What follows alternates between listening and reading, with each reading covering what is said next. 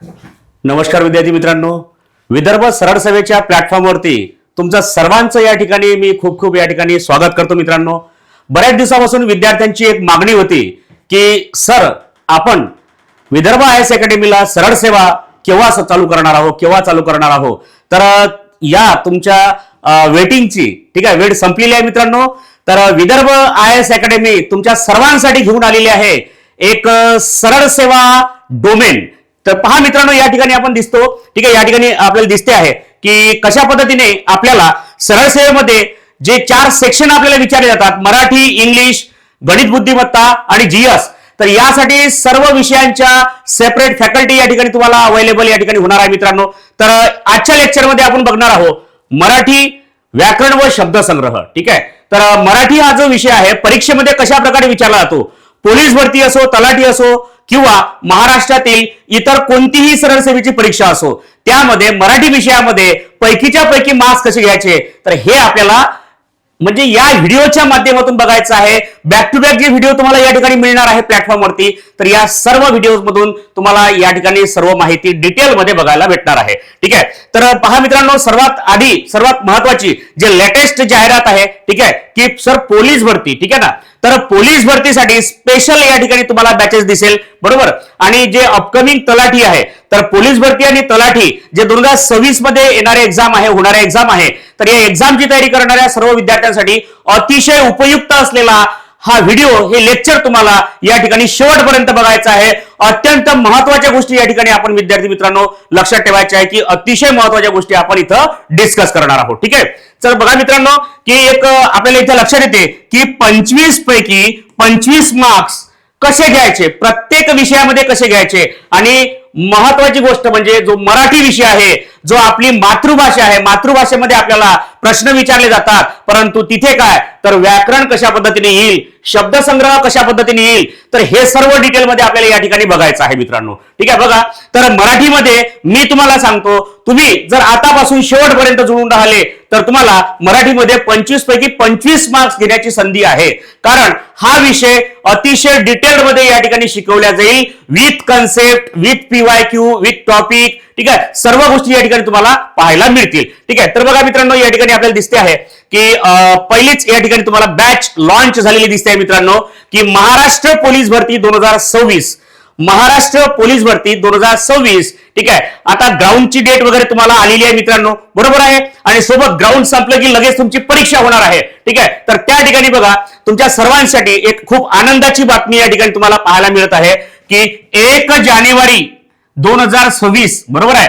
तर नवीन वर्षाच्या पहिल्याच तारखेला या ठिकाणी आपण काय करत आहोत, बॅच सुरू करत आहोत मित्रांनो. ठीक आहे ना, तर बघा मित्रांनो, या बॅच मध्ये तुम्हाला काय मिळणार आहे तर लेक्चर या ठिकाणी तुम्हाला मिळेल, व्हिडिओज. ठीक आहे, त्या लेक्चरशी संबंधित ज्या नोट्स असतात त्या नोट्स तुम्हाला मिळेल आणि त्या टॉपिकशी रिलेटेड टेस्ट या ठिकाणी तुम्हाला सर्वांना सोडवायला भेटेल मित्रांनो. तर व्हिडिओ, नोट्स आणि टेस्ट हे सर्व कंटेंट तुम्हाला या ठिकाणी या बॅच मध्ये अवेलेबल करण्यात येईल. ठीक आहे, लक्षात घ्या मित्रांनो, हे आहे पोलीस भरती स्पेशल बॅच बरोबर. यामध्ये आपल्याला 100% रिझल्ट या ठिकाणी दिसणार आहे. ठीक आहे, आणि त्याच्यानंतर तुम्हाला दिसेल मित्रांनो की दुसरी एक बॅच. ठीक आहे, सेम डेट 1 जानेवारी 2026 नवीन वर्षाच्या पहिल्याच दिवशी आपण या ठिकाणी बॅच लॉन्च केलेली आहे.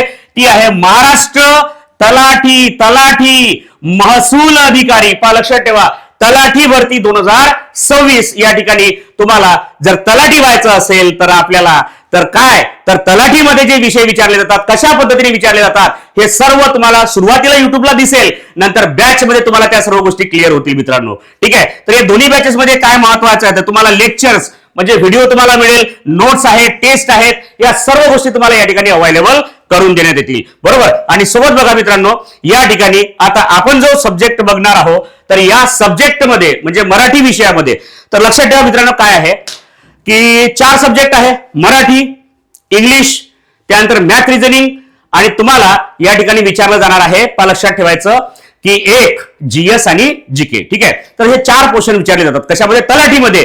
परंतु या ठिकाणी जर तुम्ही पाहिलं की पोलीस भरती, तर पोलीस भरतीमध्ये विद्यार्थी मित्रांनो लक्षात ठेवायचं तर जवळपास 25 क्वेश्चन हे तुम्हाला कशाचे विचारतात, मराठी व्याकरणाचे. 25 क्वेश्चन तुम्हाला जीएस किंवा जीकेचे विचारतात बरोबर आहे. आणि जवळपास 50 प्रश्न तुम्हाला बुद्धिमत्ता आणि गणिताचे विचारतात. पहा लक्षात ठेवा, गणित आणि बुद्धिमत्ता, ठीक आहे, या दोन विषयांवर 50 प्रश्न तुम्हाला या ठिकाणी विचारले जाणार. ओके, चला. तर मित्रांनो, या ठिकाणी काय लक्षात घ्यायचं आपल्याला की यामध्ये मी स्वतः तुम्हाला या ठिकाणी मराठी विषयाचं सर्व मार्गदर्शन करणार आहोत. बॅच मध्ये तुम्हाला मराठी विषय शिकवणार आहोत. ठीक आहे, तर आता मराठी विषय काय असतो, मराठी विषयाचा अभ्यासक्रम काय सर, प्लीज आम्हाला सांगा. बरोबर, तर मित्रांनो लक्षात घ्या, डिटेल्ड मध्ये आजच्या लेक्चरमध्ये आपण मराठी व्याकरणाचा संपूर्ण सिलेबस, मराठी शब्दसंग्रहाचा संपूर्ण सिलेबस या ठिकाणी बघणार आहोत. ठीक आहे ना. तर बघा मित्रांनो, या ठिकाणी तुम्हाला दिसते आहे की कशा पद्धतीने आपल्याला मराठी व्याकरण आणि अभ्यासक्रम, ठीक आहे ना, मराठी व्याकरणाचा अभ्यासक्रम या ठिकाणी आपल्याला डिटेलमध्ये बघायचा आहे. ठीक आहे, चला. तर व्याकरणाच्या अभ्यासक्रमामध्ये नेमकं काय, तर मित्रांनो बघा, या ठिकाणी आपल्याला जसं व्याकरण म्हटलं की आपण पाहतो की वर्णमाला असेल, बरोबर, त्यानंतर आपण पाहतो की संधी हा टॉपिक आहे. शब्दांच्या जाती आपल्याला पाहायला मिळतात की ज्यामध्ये 8 प्रकारच्या जाती आपल्याला पाहायला भेटतात.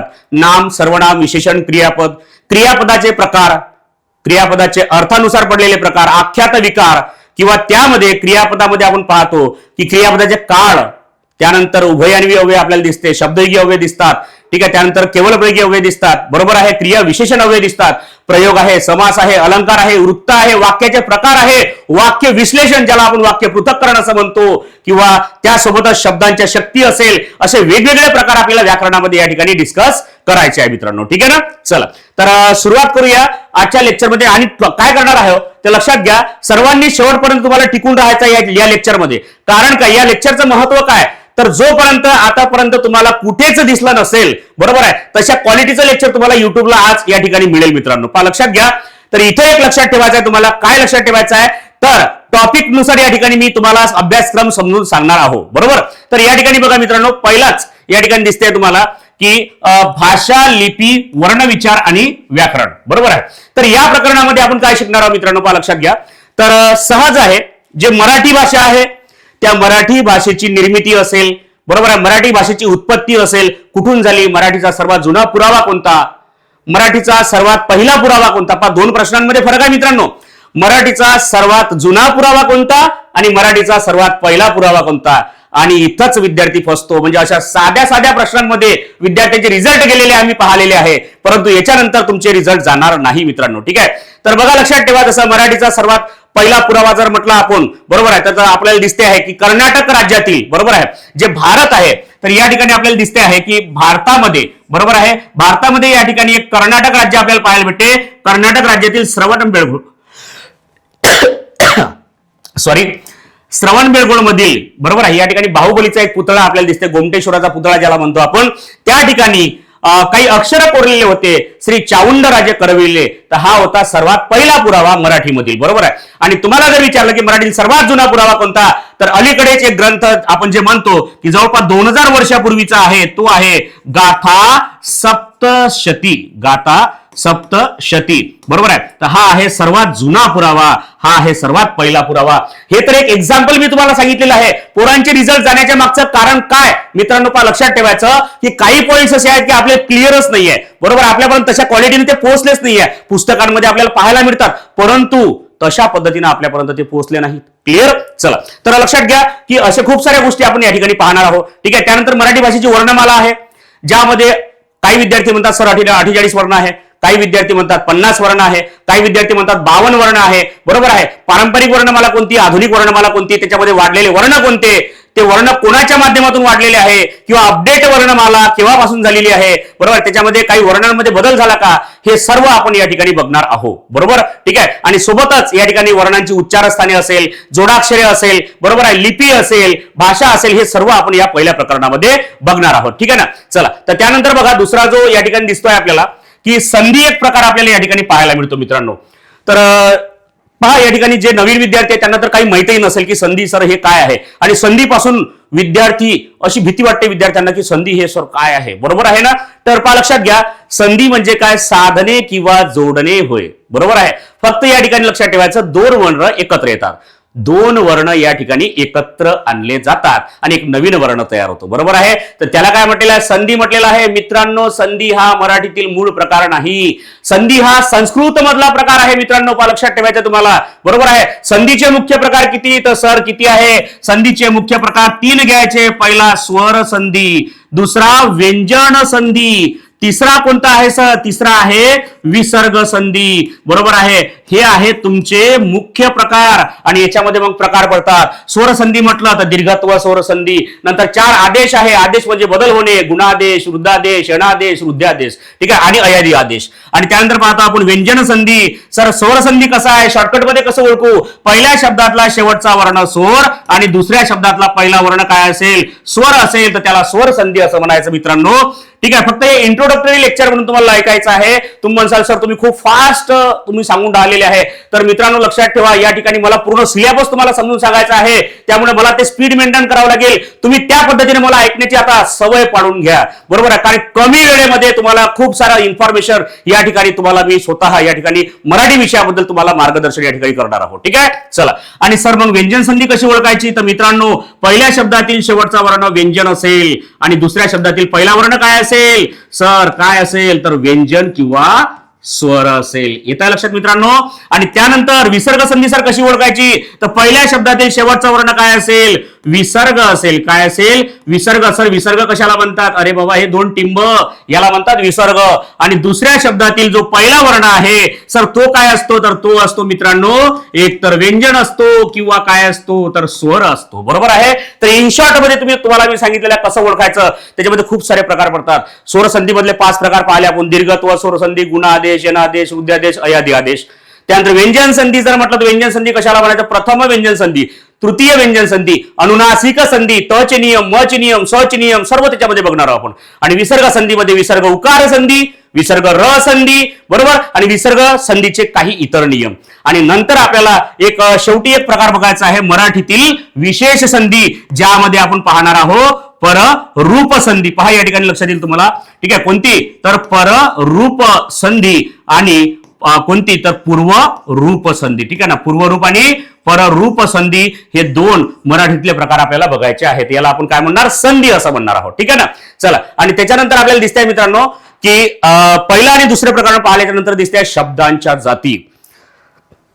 आणि याच टॉपिकला बऱ्याच ठिकाणी आपण व्याकरण सुद्धा म्हणतो आणि ते चुकीचं सुद्धा ठरणार नाही. ठीक आहे ना.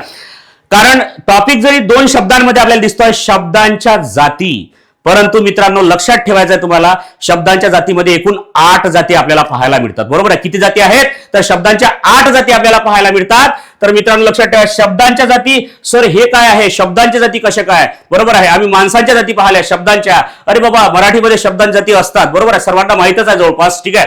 चला बघा. आणि बघा लक्षात ठेवा, शब्दांच्या जाती म्हणजे काय? तर बघा काय असतात, काही शब्द विकारी, काही शब्द अविकारी असतात. बरोबर आहे. तर या सर्व गोष्टींचा या ठिकाणी अभ्यास करूया. तर शब्दांचे एकूण आपल्याला पाहायला मिळतात. शब्दांचे एकूण किती? तर 8 जाती आपल्याला या ठिकाणी पाहायला मिळतात मित्रांनो. ठीक आहे. त्यापैकी विकारी शब्द जाती किती? बरोबर आहे. आणि अविकारी शब्द जाती किती? अविकारी. बरोबर आहे. अविकारी शब्द जातींनाच आपण काय म्हणतो? अव्यय असं म्हणतो. आणि विकारी शब्द जातीला सव्यय असं म्हणतो. काय म्हणतात मित्रांनो? तर विकारी म्हणजे सव्यय, अविकारी म्हणजे अव्यय, असे 2 प्रकार पडतात. कशाचे? तर शब्दांच्या जातीचे. या 2 घटकामध्ये डिवाइड केले जाते. तर 8 शब्दांची जाती कोणत्या? पहिली आहे सर नाम. बरोबर आहे. दुसरी आहे सर्वनाम. काय आहे? सर्वनाम. तिसरी आहे विशेषण. कोणती येणार आहे? विशेषण. नामाबद्दल विशेष माहिती देणारा शब्द विशेषण. त्यानंतर बघा चौथी आहे क्रियापद. वाक्यातील अतिशय अर्थपूर्ण, ठीक आहे, जो शब्द असतो त्याला आपण काय म्हणतो? क्रियापद असं म्हणतो. आणि अविकारी शब्दांच्या जातीमध्ये आपल्याला पाहायला मिळते कोणतं? तर क्रियाविशेषण अव्यय. कोणतं आहे? क्रियाविशेषण अव्यय. बरोबर आहे. क्रियाविशेषण अव्यय. त्यानंतर आपल्याला पाहायला मिळते इथे शब्दयोगी अव्यय. काय म्हणतात याला? शब्दयोगी अव्यय असं म्हणतात. बरोबर आहे. त्यानंतर आपल्याला पाहायला मिळतात उभयान्वयी अव्यय. उभयान्वयी अव्यय. उभयान्वयी अव्यय. आणि सर्वात शेवटचा प्रकार आहे केवल प्रयोगी अव्यय. काय म्हणतात? केवल प्रयोगी अव्यय असं म्हणतात. केवल प्रयोगी अव्यय असं म्हणतात. बरोबर आहे. अशा शब्दांच्या 8 जाती म्हणतात. मग आता विद्यार्थ्यांच्या डोक्यात प्रश्न, कोणता? सर हे विकारी, हे अविकारी, हे काय आहे? तर मित्रांनो बघा, लक्षात ठेवा, नाम, सर्वनाम, विशेषण आणि क्रियापद यांना विकारी शब्दजाती का म्हटलेले आहेत? कारण नाम, सर्वनाम, विशेषण आणि क्रियापद यांच्यामध्ये लक्षात ठेवा लिंग, वचन आणि विभक्ती, लिंग, वचन आणि विभक्ती यानुसार नामामध्ये बदल होत नाही. नामामध्ये बदल होत नाही, तर याला म्हणतात विकारी. तर सॉरी मित्रांनो, पहा, लक्षात ठेवा, विभक्ती यानुसार काय होतो? तर बदल होतो. ठीक आहे ना? आता कसा बदल होतो? तर सर पहा ना, नाम असते ना एखादं, बरोबर आहे, एक नदी अनेक नद्या, बरोबर आहे, असा बदल होतो वचनानुसार, बरोबर आहे. मुलगा, मुलगी लिंगानुसार बदल होतो. विभक्ती लागली की नामाच्या रूपामध्ये बदल होते. ठीक आहे, तर लिंग, वचन, विभक्तीनुसार काय होते? तर बदल होते. तर त्या अशा शब्दांच्या जातींना म्हणतात विकारी किंवा सव्यय असं म्हणतात. आणि इथं अविकारी किंवा अव्यय कशाला म्हणायचं? तर क्रिया, विशेषण असो, शब्दयोगी, उभयन्वी, केवळ प्रयोगी या शब्दांच्या जातीमध्ये काय? तर लिंग, वचन, पुरुष किंवा विभक्तीनुसार बदल होणार नाही. बरोबर आहे. सर एखादं उदाहरण द्या. क्रिया, विशेषण कशाला म्हणायचं? आपण म्हणतो ना सावकाश, हळू, बरोबर आहे. हे जे शब्द असतात, सावकाश असेल, हळू असेल, याला आपण काय म्हणतो? क्रिया, विशेषण, अव्यय. शब्दयोगी अव्यय म्हणजे काय? तर हे सर्व पुढच्या स्लाइड मध्ये आपण बघणार आहोत मित्रांनो. तर शब्दांच्या एकूण किती? तर शब्दांच्या एकूण आपल्याला पाहायला भेटतात. तर एकूण किती आहे? तर 8 जाती आपल्याला या ठिकाणी मित्रांनो पाहायला मिळतात. बरोबर आहे. तर यामधली जे पहिली विकारी शब्द जाती आहे ती आहे नाम. पहिली विकारी शब्द जाती. चला बघा, तर जे नाम आपण पाहतो की नाम कशाला म्हणतात, नामाचे प्रकार किती, वगैरे वगैरे सर्व. ठीक आहे ना? तर नाम म्हणजे काय? तर हे संपूर्ण जगातील जे वस्तूंना, व्यक्तींना, ठिकाणांना, मूर्त असो, अमूर्त असो, प्रत्यक्ष असो, अप्रत्यक्ष असो, सर्व याला दिलेलं नाव म्हणजे नाम. बरोबर आहे. आणि याच्यामध्ये आपण पाहतो मग की नामाचं लिंग विचार, नामाचं वचन विचार, बरोबर आहे, त्यानंतर नामाचा विभक्ती विचार किंवा नामाचा सामान्य रूप. बरोबर आहे. हे सर्व आपल्याला याच्यामध्ये बघायचं आहे मित्रांनो. जसं आपण पाहतो की लिंग विचार म्हणजे काय? तर स्त्रीलिंगी, पुल्लिंगी, नपुसकलिंगी असे प्रकार पडतात. बरोबर आहे. त्यानंतर वचन विचार म्हणजे काय? तर एक वचन आणि अनेक वचन, ज्याला आपण बहुवचन असं म्हणतो. बरोबर आहे. विभक्त्या जर म्हटलं तर एकूण 8 विभक्त्या आपल्याला पाहायला भेटतात. प्रथमा, द्वितीय, तृतीय, चतुर्थी पासून तर संबोधन पर्यंत. बरोबर आहे. ठीक आहे. आणि त्याचे जे कारकार्थ असतात, प्रथमा विभक्तीचं कारकार्थ कर्ता, द्वितीय विभक्तीचं कारकार्थ कर्म, तृतीय विभक्तीचं कारकार्थ कोणतं येईल? तर करण, ज्याला आपण साधन असं म्हणतो. बरोबर आहे. तर हे सर्व कारकार्थ याच्यामध्ये आपण बघणार आहोत. आणि सामान्य रूप कशाला म्हणतात? सर सामान्य रूप काय आहे? सामान्य नाम तर नाही आहे. बरोबर आहे. अरे बाबा, सामान्य रूप म्हणजे काय? तर काय असते? तर एखाद्या नामाला विभक्तीचा किंवा शब्दयोगी अव्ययाचा प्रत्यय लागल्याच्या नंतर शब्दाच्या मूळ रूपामध्ये जो बदल होतो तर त्याला काय म्हणतात? तर त्याला सामान्य रूप म्हणतात. सर एखादं उदाहरण द्या ना. तर बघा मित्रांनो काय म्हणतात? तर हा शब्द आहे घोडा. बरोबर आहे. घोडा हा शब्द काय आहे? मूळ शब्द आहे. बरोबर आहे. आणि काय म्हटलं की मी घोड्यावर बसलो. बरोबर आहे. मी घोड्यावर बसलो. येत्या का लक्षात? घोडा हा शब्द काय आहे? नाम आहे. बरोबर आहे. आणि याला जेव्हा मी शब्दयोगी अव्ययाचा प्रत्यय लागला तर घोडाचं काय झालं? घोड्या. येत्या लक्षात? येत्या लक्षात? घोड्या. पा लक्षात घ्या, घोडाचं घोड्या. मग या शब्दाचं सामान्य रूप काय? तर घोड्या. येत्या मित्रांनो लक्षात? हे सर्व घटक आपण नाम या टॉपिक मध्ये पाहणार आहोत. नामाचे प्रकार आपण या ठिकाणी पाहणार आहोत. कोणते कोणते? तर सामान्य नाम, विशेष नाम आणि भाववाचक नाम. येत्या लक्षात मित्रांनो? त्याच्यानंतर बघा या ठिकाणी दिसते आहे की शब्दाच्या जातीतील दुसरा प्रकार आहे सर्वनाम. बरोबर आहे. तर सर्वनाम म्हणजे काय? तर नामाच्या ऐवजी वापरला जाणारा शब्द म्हणजे सर्वनाम. बरोबर आहे. आणि त्याच्यानंतर बघा काय म्हणतात? तर एकूण सर्वनामे किती? एकूण सर्वनामे किती? एकूण सर्वनामे किती? तर मित्रांनो लक्षात ठेवायचं, एकूण किती आहे? 9 सर्वनामे आहे. कोणती कोणती? मी, तू, कोण, आपण, काय, स्वतः, हा, ही, हे, जो, जी, जे, तो, ती, ते. बरोबर आहे. त्यानंतर एकूण प्रकार किती? एकूण सर्वनामाचे प्रकार किती? तर मित्रांनो किती आहे? 6 प्रकार आहे. बरोबर आहे. कोणते कोणते? पुरुषवाचक, दर्शक संबंध, ठीक आहे, दर्शक आहे, संबंध सर्वनाम आहे. बरोबर आहे. पुरुषवाचक सर्वनाम, दर्शक सर्वनाम, संबंधी सर्वनाम, प्रश्नार्थक सर्वनाम, सामान्य किंवा अनिश्चित सर्वनाम, आत्मवाचक सर्वनाम. किती प्रकार झाले? 6 प्रकार. मग पोरांना पेपरमध्ये प्रश्न येतो की एकूण सर्वनामे किती? पोरं म्हणतात 6. अरे बाबा 9 आहे ना. एकूण प्रकार विचारले तर म्हणतात 9. तर याच्यामध्ये कसं कन्फ्युजन होते, कन्फ्युजन कसं दूर करायचं हे सर्व आपण बघणार आहोत मित्रांनो. ठीक आहे. चला, तर हे सर्वनाम आपल्याला या ठिकाणी बघायचं आहे. नेक्स्ट बघा या ठिकाणी दिसते आपल्याला विशेषण. ठीक आहे. काय म्हटलेलं आहे? विशेषण. विशेषण म्हणजे काय? नामाबद्दल विशेष माहिती देणारा शब्द म्हणजे विशेषण. बरोबर आहे, येतं लक्षात. तर विशेषणाचा आपण पाहतोय मुख्य प्रकार या ठिकाणी दिसते आपल्याला. गुण विशेषण, संख्या विशेषण, सार्वनामिक विशेषण. बरोबर आहे, मुख्य प्रकार आपल्याला पाहायला मिळतात. त्यामध्ये गुण विशेषणाचं म्हटलं तर कडू, गोड, धूर्त वगैरे अशा प्रकारचे शब्द असतात. बरोबर आहे. त्यानंतर आपण पाहतो की संख्या विशेषणाचे 5 प्रकार आपल्याला पाहायला भेटतात. बरोबर आहे, गणनावाचक संख्या विशेषण, त्याच्यानंतर पाहायला भेटतात क्रमवाचक संख्या विशेषण, पृथकत्ववाचक संख्या विशेषण, आवृत्तीवाचक संख्या विशेषण आणि अनिश्चित संख्या विशेषण. नंतर क्रमवाचकचे 3 प्रकार पडतात, पूर्णांकवाचक, अपूर्णांकवाचक, साकल्यवाचक. हे झाले प्रकार. आणि त्यानंतर मग त्याचे विविध उपयोग आपल्याला पाहायला मिळतात. बरोबर आहे, कधी विशेषण नामाच्या सुरुवातीला असते, कधी विशेषण नामाच्या नंतर असते. बरोबर आहे, ठीक आहे. त्याला अधिविशेषण किंवा विधिविशेषण सुद्धा म्हणतात. बरोबर आहे. अव्यय साधित विशेषण आहे, धातू साधित विशेषण आहे. तर हे सर्व डिटेलमध्ये मी जे तुम्हाला सांगत आहो ना तोंडी, तर हे एवढ्या लवकर होणार नाही मित्रांनो. याला वेळ लागणार आहे. फक्त मला तुम्हाला सिलेबस दाखवायचा आहे. आजच्या लेक्चरचा एकच उद्देश आहे मित्रांनो, फक्त काय तर फक्त तुम्हाला फक्त अभ्यासक्रम मला दाखवायचा आहे बस. ठीक आहे, चला पहा. त्यानंतर आपल्याला दिसेल पुढे की क्रियापद कशाला म्हणतात मित्रांनो. हा अत्यंत महत्वाचा शब्द आहे. याच्याशिवाय वाक्याचा अर्थ पूर्ण होतच नाही असं म्हणा. बरोबर आहे, म्हणजे क्रियापद वाक्यात नसेल तर त्याला वाक्य म्हणता येत नाही. ठीक आहे, पहा लक्षात ठेवायचं. तर वाक्यातील अतिशय महत्वपूर्ण शब्द ज्याला आपण काय म्हटलेलं आहे, क्रियापद असं म्हटलेलं आहे. क्लिअर. त्यानंतर बघा काय म्हणतात, तर क्रियापदाचे जे प्रकार पडतात, क्रियापदाचे प्रकार आहेत जवळपास 16+ प्रकार आपल्याला पाहायला मिळतात. बरोबर आहे, ठीक आहे. त्यानंतर क्रियापदाचे काळ आपण पाहतो, वर्तमान काळ, भूतकाळ, भविष्यकाळ आणि सर्व उपप्रकार जर पाहिले की साधा, अपूर्ण, रीती आहे, ठीक आहे, पूर्ण काळ आहे. तर असे जे 12 काळ आपल्याला क्रियापदाचे पाहायला मिळतात. बरोबर आहे. त्यानंतर क्रियापदाच्या अर्थानुसार जे प्रकार पडतात, बरोबर आहे, तर ते पडतात 4. स्वार्थ क्रियापद आहे, बरोबर आहे, ज्याच्यामध्ये आपण काय म्हणतो की स्वार्थ क्रियापद, आज्ञार्थ क्रियापद, विद्यार्थी क्रियापद आणि संकेतार्थी क्रियापद. बरोबर आहे, ठीक आहे. आणि त्यानंतर आहे आख्यात विकार. काय म्हणतात, तर आख्यात विकार. तर जवळपास 7 आख्यात विकार आपल्याला पाहायला मिळतात. तर मित्रांनो एवढं सर्व आपल्याला क्रियापद या ठिकाणी बघायचं आहे, कारण एवढे याच्यावर प्रश्न आपल्याला सरळ सेवा असेल, म्हणजे त्यामध्ये पोलीस भरती असेल, तलाठी असेल, जे काय असेल, बरोबर आहे, सर्व परीक्षांमध्ये विचारलेलं आहे. बरोबर. तर लक्षात घ्या मित्रांनो, आपण जे एक्झाम ठरवलेली आहे, ठीक आहे, तुम्ही पोलीस भरतीची तयारी करत आहात मला माहित आहे. बरोबर, तुम्ही तलाठीची तयारी करत आहात. बरोबर आहे. तर त्याच हिशोबाने दोन्हीही सेपरेट बॅचेस आपण या ठिकाणी तशा प्रकारे घेणार आहोत. बरोबर, पोलीस भरतीचे विद्यार्थी आहे त्यांच्यासाठी सेपरेट बॅच, तलाठीचे विद्यार्थी आहेत त्यांच्यासाठी सेपरेट बॅच. बरोबर आहे, अशा पद्धतीने त्या ठिकाणी सांगत आहोत. परंतु सिलेबस हा सर्व जवळपास सरळ सेवा असेल, पोलीस भरती असेल, मराठी व्याकरण जवळपास सारखा आहे. ठीक आहे, आणि त्या पद्धतीचा आपण त्या ठिकाणी बॅच मध्ये तुम्हाला त्या ठिकाणी पाहायला मिळणार मित्रांनो. ठीक आहे ना. चला पहा, पुढे आपल्याला दिसते हे अव्यय वगैरे. ठीक आहे, क्रिया विशेषण अव्यय म्हणजे काय. बरोबर आहे, काय म्हटलेलं आहे, क्रिया विशेषण अव्यय म्हणजे काय. तर पहा या ठिकाणी दिसते तुम्हाला पतंग कुठे आहे, तर वर आहे. पतंग वर आहे. या वाक्यामध्ये आहे हा शब्द काय आहे, तर मित्रांनो पहा काय आहे, क्रियापद आहे. असणारी काय, पतंग. क्रियापदाला प्रश्न विचारला की काय भेटते, कर्ता मिळतो. बरोबर आहे, पतंगी क्रिया पतंगीवरच झाली, वाक्यामध्ये कर्म नाही.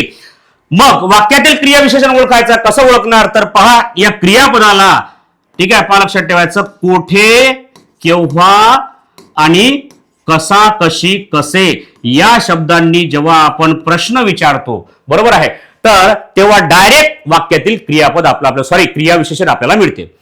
तर कोठे आहे, बघा वर आहे. काय म्हटलं आपण, कशी आहे, नाही. केव्हा आहे, नाही. कुठे आहे, वर आहे. मग क्रियापदाला जेव्हा या 3 शब्दांनी आपण प्रश्न विचारतो तेव्हा वाक्यातील काय मिळते, क्रिया विशेषण आपल्याला मिळते.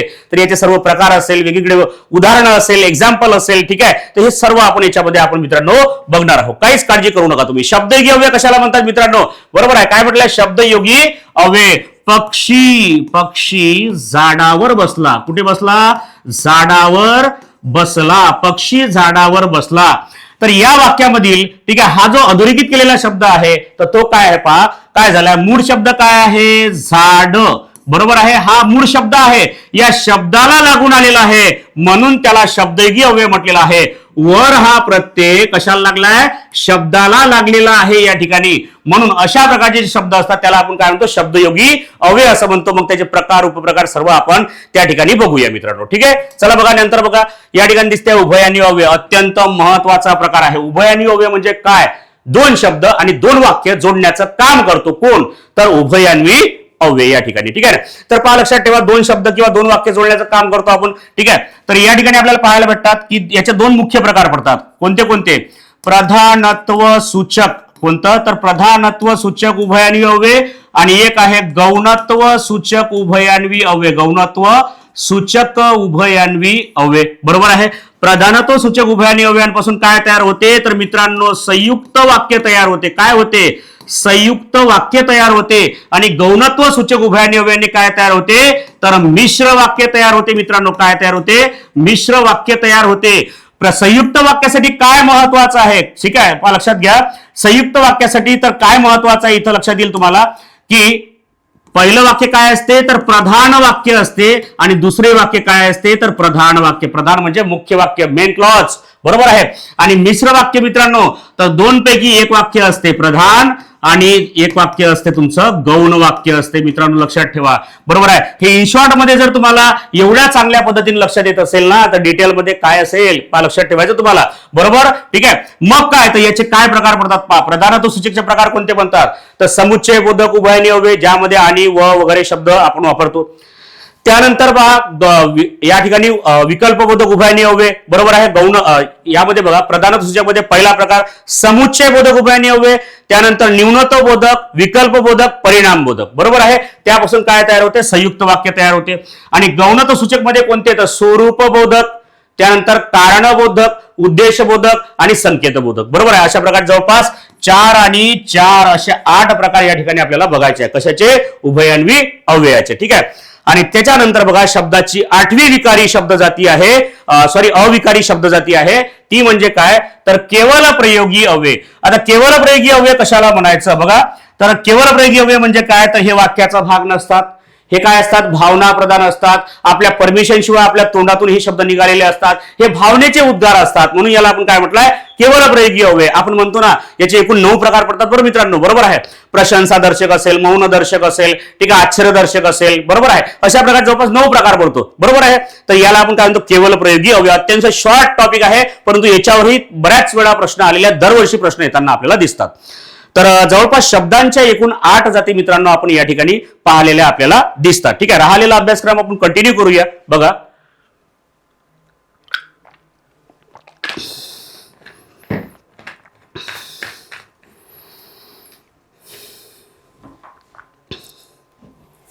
चला तर बघा मित्रांनो इथपर्यंत आपण पाहिल्या शब्दांच्या जाती ठीक आहे म्हणजे मराठी भाषेचं उगम व व्याकरण ठीक आहे त्यानंतर संधी नंतर आपण शब्दांची जाती 8 शब्दांची जाती या ठिकाणी आपण बघितलेल्या आपल्याला दिसतात आणि त्याच्यानंतर सुरू होतो ठीक आहे अत्यंत महत्वाचे जे टॉपिक आहे ठीक आहे तर ते आहे पहा जसं पहिले बघूया प्रयोग तर प्रयोग म्हणजे काय ठीक आहे ना तर पहा काय म्हटलेलं आहे प्रयोगामध्ये सर्वात महत्वाचं आहे वाक्यातील कर्ता कर्म आणि क्रियापद हे तुम्हाला ओळखता आले पाहिजे बरोबर आहे तरच तुम्ही काय करू शकता तर प्रयोग हा टॉपिक सॉल्व्ह करू शकता सोडवू शकता बरोबर ठीक आहे ते एक लक्षात ठेवायचं मित्रांनो की प्रयोग म्हटलं की वाक्यातील कर्ता कर्म क्रियापद डायरेक्ट संबंध या ठिकाणी आपल्याला दिसतो आहे ठीक आहे तर प्रयोगामध्ये आपल्याला दिसते आहे ठीक आहे मुख्य जे प्रकार आहे की कर्तरी प्रयोग आहे कर्तरी प्रयोग म्हणजे काय तर वाक्यामध्ये कर्ता प्रथमांत असतो बरोबर आहे वाक्यामध्ये कर्म असेल त्याला सकर्मक कर्तरी प्रयोग म्हणतात बरोबर कर्म नसेल तर अकर्मक कर्तरी प्रयोग असं म्हणतात बरोबर आहे ठीक आहे आणि अकर्मक कर्तरी प्रयोगामध्ये क्रियापद काय असते तिन्ही काळामध्ये असू शकते सकर्मक कर्तरी प्रयोगामध्ये क्रियापद वर्तमान काळामध्ये असते सर्व नियम मी सांगितले आणि पहिला प्रकार संपला बी ठीक आहे लक्षात ठेवा ठीक आहे त्यानंतर दुसरा प्रकार कोणता तर कर्मणी प्रयोग आहे कोणता आहे तो कर्मणी प्रयोग म्हणजे काय तर कर्म अत्यंत महत्वाचं असते वाक्यामध्ये पाहिजेच मित्रांनो कर्म तेव्हाच त्याला काय म्हणतात कर्मणी प्रयोग म्हणतात आता कर्मणी प्रयोग जे आहे तर कर्मणी प्रयोगामध्ये किती प्रकार प्रधान कर्तुक कर्मणी आणि गौण कर्तुक कर्मणी बरोबर आहे प्रधान कर्तुक कर्मणीमध्ये आपण पाहतो की काय बघतात ठीक आहे इथं लक्षात घ्या कर्त्याला प्रत्यय असते कर्म प्रथमांत असते आणि क्रियापद काय असते तर भूतकाळ किंवा विद्यार्थी असते बरोबर आहे विद्यार्थी ज्या क्रियापदाला वाविव्य प्रत्यय असतात त्याला विद्यार्थी क्रियापद असं म्हणतात बरोबर आणि गौण ज्याला आपण काय म्हणतो गौण कर्मणी म्हटलेलं आहे त्यामध्ये आपण पाहतो शक्य कर्मणी ठीक आहे त्यानंतर कोणतं पुराण कर्मणी आहे बरोबर आहे समापन कर्मणी आहे ठीक आहे तर अशा प्रकारचे जवळपास 4 प्रकार आपल्याला पाहायला मिळतात समापन कर्मणी पुराण कर्मणी शक्य कर्मणी नवीन कर्मणी बरोबर आहे तर पाहिल्या आपण ते प्रकार ओळखू शकतो काही काळजी करू नका तुम्ही बरोबर आहे हे सर्व लेक्चर तुम्हाला युट्यूबला दिसेल बॅच मध्ये दिसेल ठीक आहे चला आणि तो तिसरा प्रकार आहे तो आहे भावे प्रयोगामध्ये आपण पाहतो मित्रांनो प्रधान कर्तुक भावे गौण कर्तुक भावे बरोबर आहे आणि त्यानंतर काय तर असा प्रकार की ज्यामध्ये वाक्यामध्ये फक्त क्रियापद असते, कर्ता कर्म नसते, बरोबर आहे. तर त्याला आपण काय म्हणतो, भाव कर्तुक भावे, बरोबर आहे, किंवा अकर्तुक भावे असं म्हणतात. तर भावे प्रयोगामध्ये कर्त्यालाही प्रत्यय, कर्मालाही प्रत्यय आणि क्रियापद काय तृतीय पुरुषी नपुसकलिंगी एक वचनी एकारांत म्हणजे काय, तर शब्दावर काय दिसेल आपल्याला, मात्रा दिसेल, बरोबर आहे. तर हे आपले मुख्य प्रकार पडतात कशाचे, तर प्रयोगाचे. आणि त्याच्यानंतर मग त्याचे तीनही प्रकार, बरोबर आहे, जेव्हा आपल्याला समजतात तर मग चौथा प्रकार आपण बघू शकतो, मिश्र प्रयोग वगैरे, बरोबर आहे. मिश्र प्रयोगामध्ये कर्तृ कर्म संकर, कर्तृ भाव संकर, कर्म भाव संकर, बरोबर आहे, कर्तृ कर्म भाव संकर. ठीक आहे, तर डिटेलमध्ये नंतर आपण बघूया. ठीक आहे, चालेल. तर पुढे बघा मित्रांनो, या ठिकाणी दिसते समास, पुढचा प्रकार बघा, संपूर्ण सिलेबस एकाच व्हिडिओमध्ये, बरोबर. तर काय म्हटलेलं आहे, समास कशाला म्हणतात, तर दोन स्वतंत्र शब्द जवळजवळ आणून एक नवीन शब्द तयार होतो, त्याला आपण काय म्हटलं, समास. शब्दांची काटकसर करून तयार केलेला शब्द म्हणजे समास. जसं की मी या ठिकाणी एक शब्द लिहितो, चक्र. कोणता शब्द लिहिला, चक्र, बरोबर आहे, हा कंप्लीट वर्ड आहे, बरोबर आहे. आणि दुसरा शब्द याच्या साईडला मी लिहितो या ठिकाणी बघा, पाणी, बरोबर आहे, येता लक्षात. मग दोन शब्द स्वतंत्र फक्त मी जवळ ठेवले आणि एक नवीनच शब्द तयार झाला, तर याला काय म्हणतात, समास. शब्दांची काटकसर करून तयार केलेला शब्द म्हणजे समास असं त्याला आपण म्हणू शकतो, बरोबर. ठीक आहे ना. आणि मग समासामध्ये आपल्याला प्रकार पाहायला भेटतात. पहिला प्रकार आहे अव्ययी भाव समास, अव्ययी भाव समास, बरोबर आहे. त्यानंतर दुसरा आपल्याला प्रकार पाहायला भेटतो मित्रांनो, कोणता येतो, तत्पुरुष समास. कोणता येतो, तत्पुरुष समास. तिसरा प्रकार येतो द्वंद्व समास. कोणता येतो, द्वंद्व समास. आणि चौथा प्रकार येतो बहुव्रीही समास. कोणता येतो, बहुव्रीही समास आपल्याला या ठिकाणी पाहायला मिळतो, बरोबर आहे. आणि प्रत्येक प्रकारामध्ये दोन दोन शब्द असतात, म्हणून त्याला आपण समास म्हटलेला आहे. ठीक आहे, तेवढं विसरायचं नाही. अविभाव समासामध्ये प्रथम पद काय असते, महत्वाचं असते.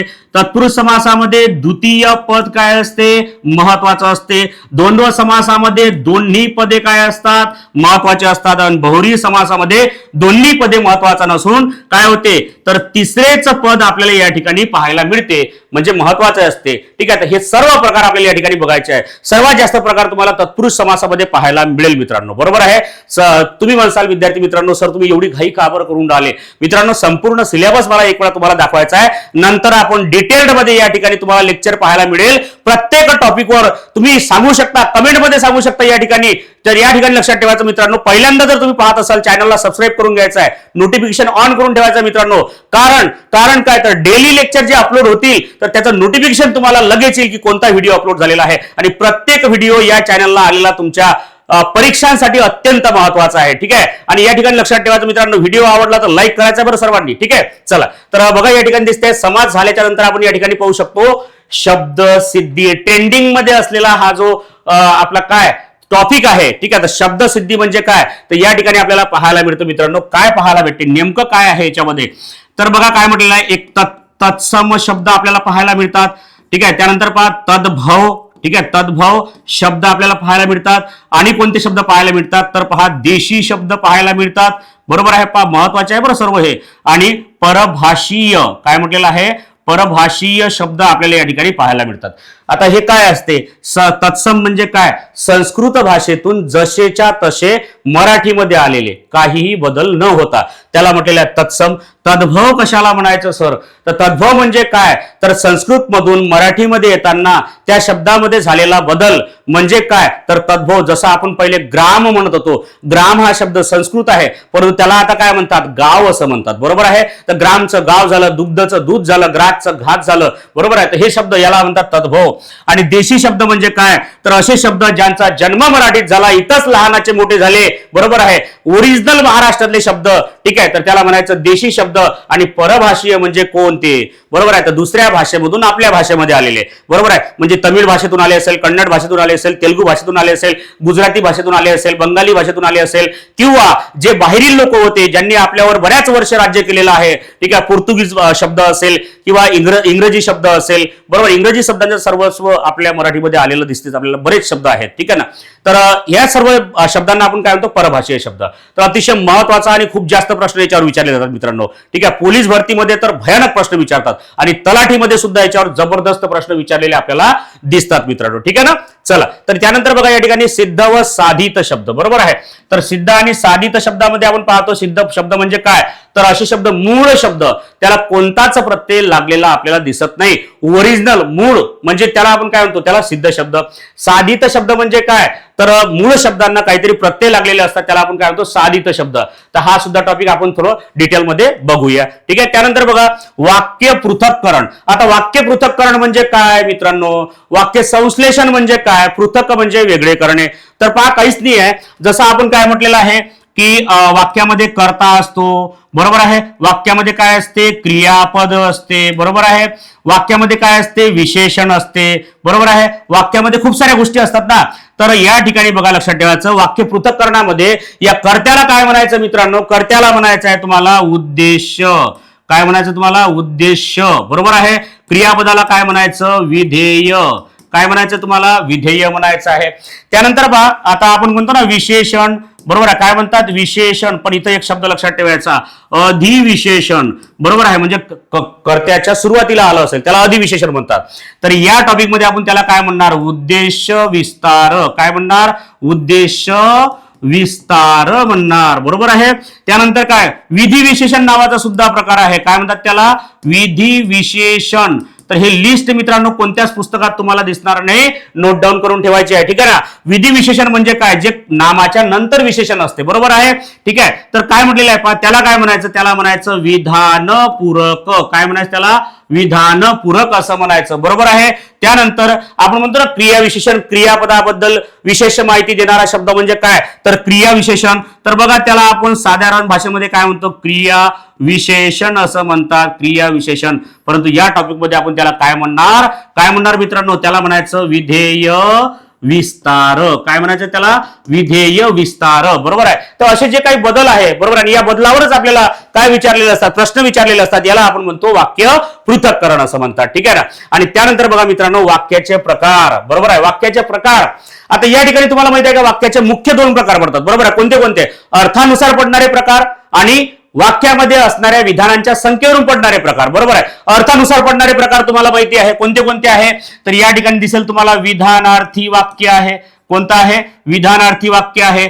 होकारार्थी वाक्य आहे, होकारार्थी वाक्य, बरोबर आहे. त्यानंतर नकारार्थी वाक्य तुम्हाला पाहायला मिळेल, बरोबर आहे. नकारार्थी वाक्य विधानार्थी, होकारार्थी, नकारार्थी, बरोबर आहे. त्यानंतर प्रश्नार्थक वाक्य तुम्हाला पाहायला मिळेल, प्रश्नार्थक वाक्य, बरोबर आहे. उद्गारार्थी वाक्य पाहायला मिळेल, उद्गारार्थी वाक्य तुम्हाला पाहायला मिळेल, बरोबर आहे. तर हे जे 5 प्रकार आहे हे आहे वाक्याचे अर्थानुसार पडणारे प्रकार. आणि त्याच्यानंतर मित्रांनो पहा की वाक्यामध्ये असणाऱ्या विधानांच्या संख्येवरून पडणारे प्रकार, म्हणजे एका वाक्यामध्ये वाक्य किती आहेत, एकापेक्षा जास्त आहेत, बरोबर आहे, तर त्याला म्हणतात.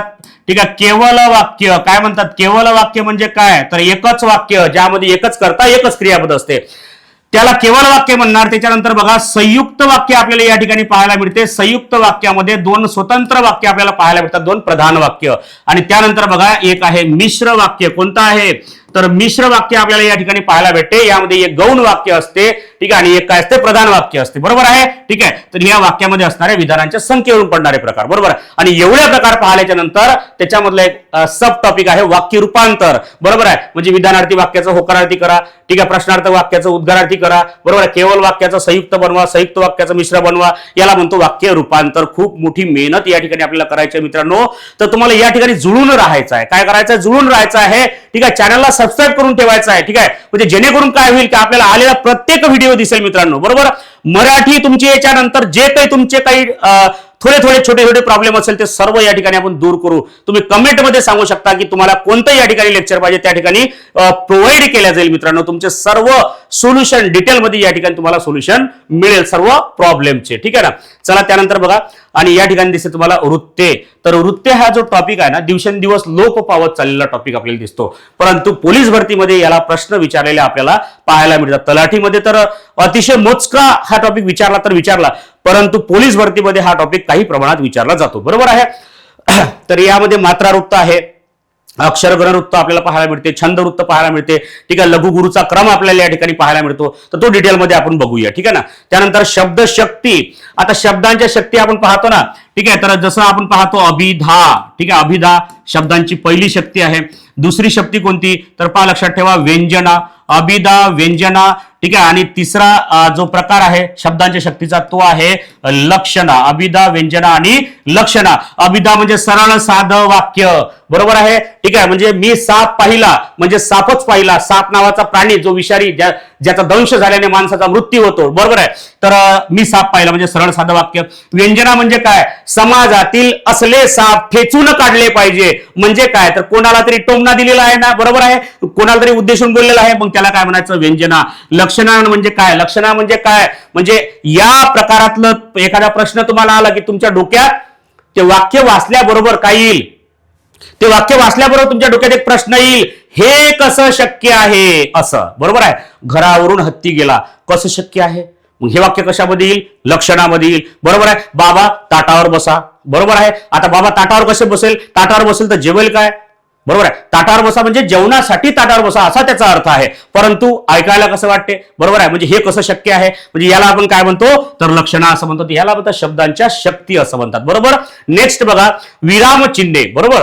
तर विरामचिन्हे मित्रांनो तुम्हाला पाहायला मिळते, पूर्णविराम आहे, अपूर्णविराम आहे, ठीक आहे, स्वल्पविराम आहे, ठीक आहे. तर काही आपल्याला पूर्णविराम माहित नसतात, सॉरी विरामचिन्हे माहित नसतात, ते सुद्धा डिटेलमध्ये एकूण किती आहेत, त्यांचा वापर कसा होतो, तर अतिशय शॉर्ट टॉपिक हा आपल्याला पाहायला मिळतो.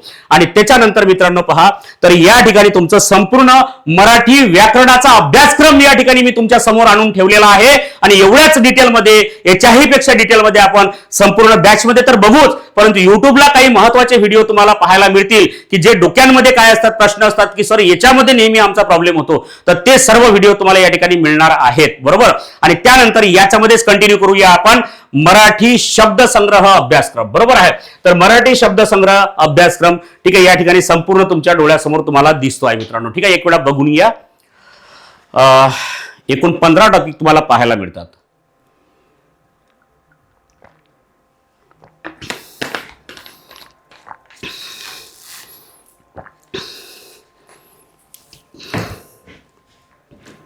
चला तर या ठिकाणी बघा मित्रांनो, मराठी शब्दसंग्रहाचा अभ्यासक्रमामध्ये, ठीक आहे, तर एवढे टॉपिक आपल्याला करायचे आहेत, परंतु हे अतिशय ट्रिकी वेने आपल्याला करायचे आहे, ठीक आहे. काही ट्रिक्सच्या माध्यमातून आणि काही महत्वाच्या गायडन्स या ठिकाणी तुम्हाला केल्या जाईल या शब्दसंग्रहाबद्दल, ठीक आहे. खूप चांगल्या पद्धतीने तुम्हाला लक्षात राहील, बरोबर. अशाच पद्धतीने काय होईल तर हे सर्व लेक्चर तुम्हाला ऐकायला मिळेल, बरोबर.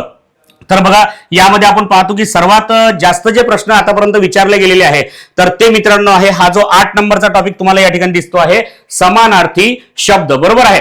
आणि त्याच्यानंतर आपल्याला पाहायला मिळते आहे, ठीक आहे, कोणता विरुद्धार्थी शब्द. तर हे थोडे पाठांतराचे काय आहेत तर टॉपिक आहे, बरोबर आहे. कोणते समानार्थी आणि विरुद्धार्थी, तर सर्वात जास्त याला टार्गेट करा, कशाला तर समानार्थी शब्दांना, कारण हा तुम्हाला काय करावं लागते, पाठांतर करावाच लागतो, बरोबर आहे. तो कसा करायचा मी तुम्हाला सांगेलच, बरोबर. आणि त्याच्यानंतर बघा मनी आणि वाक्प्रचार याचं वाचन भयानक करायचं आहे तुम्हाला, आणि सोबत शब्द समूहाबद्दल एक शब्द, बरोबर. आणि हा जो टॉपिक आहे ध्वनिदर्शक, समूहदर्शक, ठीक आहे, हे तर तुम्ही एकदा जरी वाचले ना आणि एकदा मी तुमचे करून दिले ना, युट्यूबलाच तुमचं हे सर्व होऊन जाईल, बरोबर. हे 2 टॉपिक शुद्ध अशुद्ध मध्ये विलंटी असेल, उकार असेल, बरोबर आहे. तर हे जे टॉपिक आहेत, बरोबर आहे, तर तुमच्या लिखाणाबद्दलचे आहेत, बरोबर आहे. ऱ्हस्व दीर्घ याच्यानुसार काय होतात तर इथं थोडं प्रॅक्टिस लागेल, बरोबर.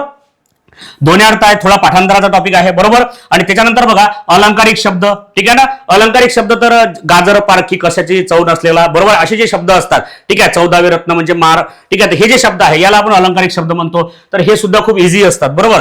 साहित्यिक आणि त्यांचे टोपण नावे हा तर तुम्ही कराच, ठीक आहे. 40 ते 45 लोक आहे, त्यांचे नाव आणि त्यांचे टोपण नाव, विष्णू वामन शिरवाडकर, कुसुमाग्रज पाठच असलं पाहिजे, ठीक आहे. असे जवळपास 40 ते 45 लोक तुम्हाला काय करायचे, त्यांचे टोपण नाव तुम्हाला पाठ करायचे आहे, ठीक आहे. आणि हे रस फक्त मी तुम्हाला 10 मिनिटात सांगेल, 10 मिनिटात रस नावाचा टॉपिक संपला, बरोबर आहे, म्हणजे कधीच चुकणार नाही. आणि पारिभाषिक शब्द हा तर तुम्हाला एखाद्या वेळेस विचारला किंवा नाही विचारला, आणि एकाच शब्दाचे अनेक अर्थ हा सुद्धा एक टॉपिक आहे. आणि संकीर्णमध्ये काही म्हणजे असं म्हणू शकतो की काही थोडी महत्वाची माहिती आपल्याला पाहायला मिळते, बरोबर.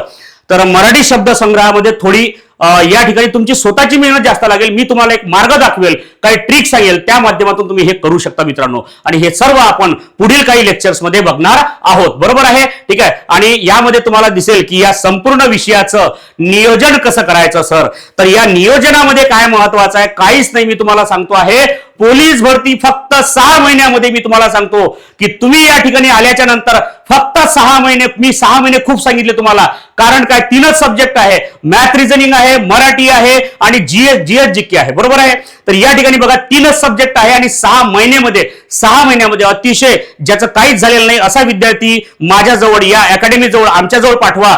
मी काय करेल, ठीक आहे, आम्ही काय करेल की त्याचा 6 महिन्यामध्ये रिझल्ट काढून दाखवेल पोलीस भरतीचा. तलाठीला एक विषय वाढेल, इंग्लिश सब्जेक्ट, तर त्या ठिकाणी काय होईल तर थोडा त्याला 1 ते 2 महिने जास्त लागेल, बरोबर आहे. तर एवढ्या कमी ड्युरेशन मध्ये तुम्ही अभ्यास करून, ठीक आहे, काय करू शकता तर ते पोस्ट मिळवू शकतात. परंतु झालं काय तर सरळ सेवा असेल, पोलीस भरती असेल, विद्यार्थ्यांना 1 नाही, 2 नाही, 5 नाही, 10 वर्ष लागतात, बरोबर आहे. म्हणजे कुठंतरी नियोजन चुकत आहे. तर हे संपूर्ण नियोजन कसं करायचं तर हे तुम्हाला पुढे दिसेलच, ठीक आहे. या ठिकाणी तुम्हाला गायडन्स केल्याच जाईल मित्रांनो, बरोबर आहे, ठीक आहे. आणि त्याच्यानंतर पहा या ठिकाणी तुम्हाला, ठीक आहे, जे बॅचेस जे परचेस करायचे आहे तर गुगल प्ले स्टोअरला तुम्हाला, ठीक आहे, या ठिकाणी ऍप डाउनलोड करायचं आहे. विदर्भ सरळ सेवा हे ऍप्लिकेशन तुम्हाला डाउनलोड करायचं आहे आणि त्या ऍप मध्ये तुम्हाला दिसेल, ठीक आहे, की ज्या विद्यार्थ्यांना पोलीस भरतीची बॅच परचेस करायची असेल किंवा ज्या विद्यार्थ्यांना तलाठीची बॅच परचेस करायची असेल, ठीक आहे, तर तुम्ही काय करायचं, तुम्ही आजच, ठीक आहे, काय करा, ठीक आहे, हे ऍप्लिकेशन जे आहे ते तुम्ही डाउनलोड करायला सुरुवात करा. त्यामध्ये तुम्हाला काही गोष्टी समजेल, बरोबर, नाही समजेल आणि नाही समजलं तर तुम्ही काय करायचं आहे, विदर्भ आयएस अकॅडमीच्या, ठीक आहे, कॉन्टॅक्ट नंबरवरती कॉल करायचा मित्रांनो, ठीक आहे. सहज आहे, प्ले स्टोअरला जा, ठीक आहे, आणि त्या ठिकाणी विदर्भ सरळ सेवा तुम्हाला काय करायचं आहे, सर्च करायचं आहे, ठीक आहे. आणि आता आपण जे लेक्चर पाहिलं ही पीडीएफ, ठीक आहे, किंवा इतर जे महत्वाची माहिती आहे तुम्हाला या ठिकाणी टेलिग्राम चॅनलला प्रोव्हाइड केल्या जाईल मित्रांनो. विदर्भ सरळ सेवा नावाने टेलिग्राम चॅनल आहे आणि या सर्व लिंक ऍप्लिकेशनची असो किंवा टेलिग्रामची लिंक असो किंवा जे काही लिंक आहे तर चॅनलच्या डिस्क्रिप्शन मध्ये, व्हिडिओच्या डिस्क्रिप्शन मध्ये तुम्हाला याच ठिकाणी दिलेले आहे. तुम्ही त्या ठिकाणी क्लिक केल्याच्या नंतर डायरेक्ट तुम्ही त्या ठिकाणी जाऊ शकता. ऍप असेल, टेलिग्राम असेल, जे काय असेल, ठीक आहे. चला बघा, तर हे थोडं महत्वाचं असते, ठीक आहे, आणि हे संपूर्ण पीडीएफ तुम्हाला या ठिकाणी प्रोव्हाइड केल्या जाईल मित्रांनो, ठीक आहे. तर मित्रांनो बघा की तुम्ही अतिशय सुरुवातीपासून शेवटपर्यंत हा व्हिडिओ पाहिला. तुमचं आयुष्य बदलवणारं हे प्लॅटफॉर्म आहे मित्रांनो. तर तुम्हाला जुळून राहायचं आहे, बरोबर, आणि शेवटपर्यंत जोपर्यंत पोस्ट निघणार आणि तोपर्यंत, आणि तुमच्या मित्रांना सुद्धा सांगायचं आहे, ठीक आहे, की ज्या गोष्टीची तुम्ही वाट पाहत होता की विदर्भ आयएस अकॅडमी मध्ये सरळ सेवा केव्हा चालू होईल मित्रांनो, तर सरळ सेवा आता सुरू झालेली आहे. आता उशीर करायचा नाही, लगेच जॉईन करायचं आहे, ठीक आहे मित्रांनो. थँक्यू व्हेरी मच, धन्यवाद.